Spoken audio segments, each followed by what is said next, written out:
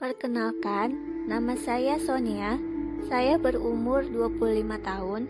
Saya bekerja sebagai kasir di bidang kuliner di salah satu kios di food court. Saya lulusan S1, namun saya tidak mendapatkan pekerjaan di kantor. Meskipun saya sudah melamar selama beberapa tahun. Karena tidak ingin lama menganggur, maka dari itu saya melamar dimanapun dan dapatlah di sini dengan gaji sebesar 1.500.000 per bulan di pusat ibu kota. Kamu udah di sekolah kan tinggi-tinggi malah jadi babu. Biaya keluar mahal percuma. Kapan kamu kerja kantoran seperti si Rini tuh, anak tetangga sebelah. Sudah bertahun-tahun ya bekerja kantoran. Sekarang gajinya malah melebihi UMR dan naik jabatan. Nah kamu mentok begitu aja, cuma bisa kasih ibu 1 juta. Gak ada rasanya, lewat gitu doang. Kasir bu, kasir, bukan babu. Sama saja. S1 cuma jadi kasir kios makanan kecil. Karena dari pihak orang tua selalu menekan Sonia, maka ia memberanikan diri untuk pergi ke dukun dengan menggunakan uang tabungannya yang ia sudah simpan selama beberapa tahun. Mbah, saya ingin menggunakan susuk mbah. Yang paling kuat yang mana?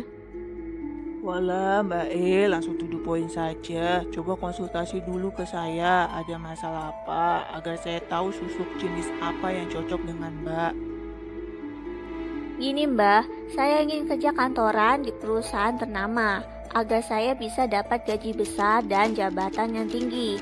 Saya ingin bisa hidup kaya dan mandiri, agar saya tidak tinggal lagi satu atap dengan orang tua saya. Saya capek mbah, dibanding-bandingkan terus dengan saudara saya yang lain, maupun dengan para tetangga. Saya sudah mencoba lamar kerja ke sana kemari, nggak ada yang nembus mbah. Kira-kira susuk apa yang cocok dengan saya? Susuk pengantin. Susuk ini akan membuat siapapun yang melihat wajah Mbak akan terpana, sumringah. Mbak akan terlihat anggun dan bijaksana, disukai oleh semua orang. Tapi biayanya mahal karena ini sangat kuat, tidak ada pantangannya. Buat seumur hidup, hanya sekali bayar, tidak harus diperpanjang. Oh, soal biaya saya siap mbah. Yang penting paten. Susuk pengantin, apa itu mbah? Ini susuk orang mati. Wanita ini dulu mau menikah. Saat di hari pernikahannya, calon suaminya meninggal kecelakaan dalam perjalanan. Lalu setelah kejadian itu, malam harinya wanita tersebut gantung diri dengan masih berpakaian pengantin. Mbak paham kan? Kalau wanita di saat hari pernikahan terlihat berbeda, lebih wah dan istimewa. Nah ini khasiatnya akan nempel pada Mbak. Saya jamin Mbak gak akan menyesal. Ya oke lah mbah, saya mau. Setelah beberapa bulan menggunakan susuk itu, Sonia mendapatkan pekerjaan yang ia inginkan. Setelah beberapa tahun, jabatannya pun naik. Ia tinggal di rumahnya sendiri. Pria-pria atasannya pun mulai menaruh hati pada sosok Sonia yang sempurna. Sampai akhirnya ia dilamar oleh salah satu pria atasannya. Besok hari pernikahan saya. Saya tidak menyangka kehidupan saya sekarang begitu sempurna. Bahkan saya sudah tidak pernah lagi merasakan yang namanya kesedihan. Saat Sonia tertidur pulas, hantu pengantin wanita tersebut keluar dari tubuh Sonia. Ia marah besar karena Sonia akan menikah. Lalu hantu tersebut pergi menghilang. Keesokan harinya, calon pengantin pria tak kunjung datang. Beberapa jam kemudian, ada telepon yang menghubungi dari ponsel nomor si pria tersebut. Naas, ia meninggal karena kecelakaan tabrakan hebat sewaktu dalam perjalanan. Sejak hari itu, Sonia dikutuk sebagai pembawa sial, dan rumor tersebut sampai di tempat pekerjaan. Ini pasti ulah hantu pengantin. Dia buat saya bernasib sama seperti dirinya. Saya harus pergi ke tempat dukun itu lagi untuk melepaskan susuk ini secepatnya. Maaf mbak, saya nggak bisa ambil susu tersebut. Loh, kenapa? Kalau masalah uang, gampang lah itu mbah. Kan sama-sama paranormal. Kok yang masa nggak bisa?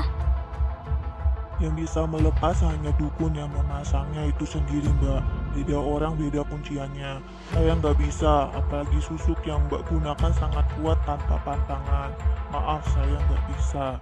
Dengan perasaan kesal, Sonia pulang ke rumahnya. Sudah puluhan dukun ia datangi, namun tidak ada satupun yang bisa mengeluarkan susuknya tersebut. Beberapa tahun pun berlalu. Di umurnya yang ke-40 tahun, ia tidak kunjung menikah. Setiap pria yang sehabis melamarnya pasti akan meninggal sebelum acara pernikahan. Walaupun Sonia tidak lagi memilih pasangan satu kantor karena takut dicemooh oleh orang sekitar, tetap saja hal tersebut tidak bisa menghindari dirinya dari kematian pasangannya. Akhirnya, hari di mana pensiun pun tiba. Sejak itu ia hanya di rumah dan mengurusi usaha kulinernya. Tahun ke tahun pun berlalu, wajah dan tubuh Sonia semakin tua. Ia sampai sudah jadi nenek-nenek pun tidak pernah bisa menikah dan hidup sendirian di rumah mewahnya sampai ia meninggal dunia. Gimana guys ceritanya? Apakah kalian menyukainya? Jangan lupa untuk like bila kalian menyukai cerita kali ini. Dan bila ada kritik, saran maupun pertanyaan, boleh banget komentar aja di bawah ini guys. Sebelum itu sekali lagi gue ingin menginfokan nih guys, bila ada nama, kejadian maupun tempat yang secara sengaja maupun tidak sengaja maupun perkataan gue ucapkan mohon maaf dan dibukakan pintu maaf selebar-lebarnya ya guys, karena tanpa dukungan kalian channel ini bukan apa-apa. Tetap terus dukung gue ya. Jangan lupa untuk peace, love, and see you. Terima kasih.